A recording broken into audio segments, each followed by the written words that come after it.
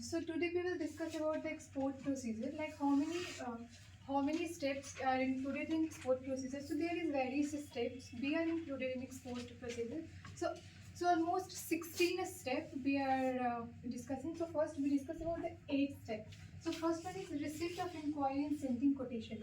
So what is receipt of inquiry? See, the exporter who want to receive the product or who order the product, so they will send the receipt of inquiry, like which kind of product they want, like what is your terms and conditions, what is your policy. So in that case, he will request to the exporters regarding the product, which kind of product he want or how many quality of product he want.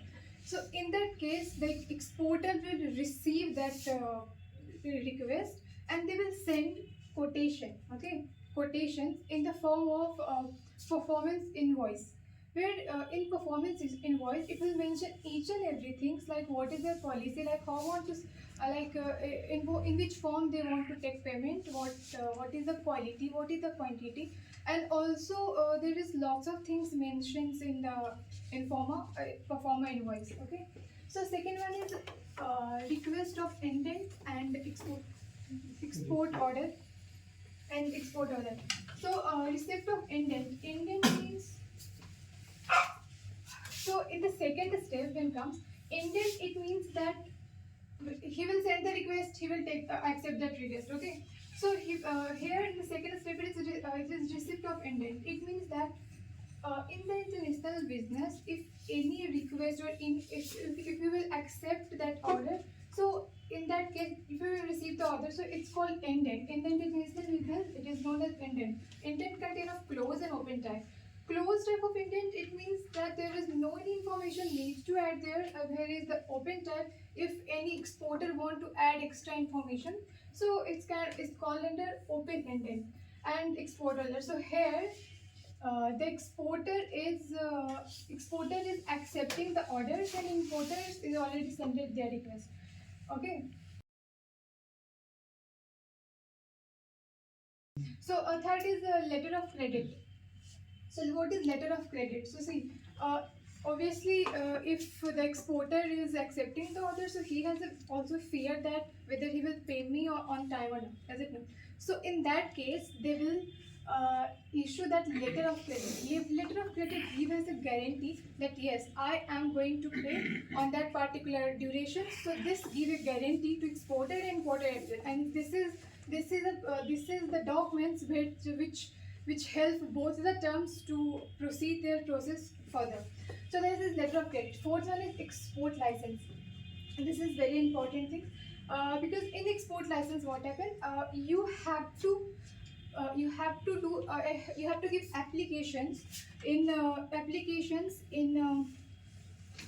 ECGC, that is Export Credit Guarantee Corporations, where you will, if they will find that your procedure, whatever you are doing, whatever the product which you are exporting is valid, and also they find that everything is good and everything is according to the corporation, in that case they will release your export license. And you have to take license from IEC, that is Export Import Code, because without Export and Import Code you can't export your any product out of your country. So there is need of IEC. And fifth one is pre-shipment finance. Okay, so fourth step is very clear. You get the license, and now it's come to pre-shipment finance. So obviously, if you will get the order, you don't have that much sufficient of capitals to produce lots of good, because you don't know how much order is. So previously you don't know. So in that case, you have to take finance from the bank. Okay, so you will get the finance from theirs to productions of lots of good, whatever, how much you want to produce, like how much order, how much there is mentioned in the performer invoice. So based on that, you will take finance from there, and now you start the production of goods.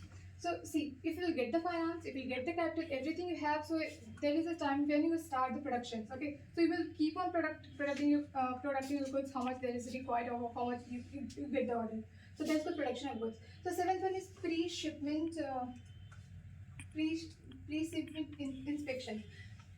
In lots of countries, this is a very valid organizations where they will have pre-shipment inspections. Pre-shipment inspections, it means government are sending appointed agency who work for inspections of those products who are going to export, because when they are sending when they are sending the agent for inspections expenses, they are checking that whether these products are valid or not, whether their products are, they are very good or not. So for giving a clear cut idea, they check, they will have a pre-shipping inspections. For eighth one is exercise clearance. So exercise clearance is a very important term, and if you are doing the export, in that case you have to cross across exercise clearance, because exercise clearance is the central exercise clearance which you have to fulfill their requirement whatever needed during the export promotion.